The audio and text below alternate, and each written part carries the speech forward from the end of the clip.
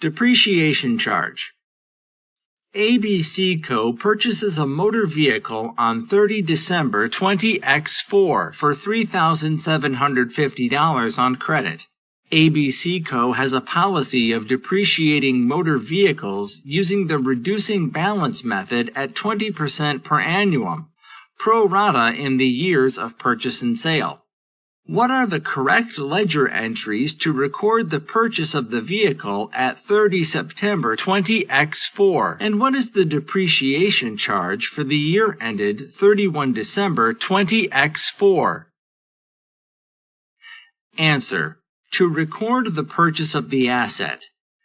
DR non-current assets minus cost, $3,750. CR payables, $3,750. Depreciation charge is $3,750 times 20% times 3/12 equals $187.50.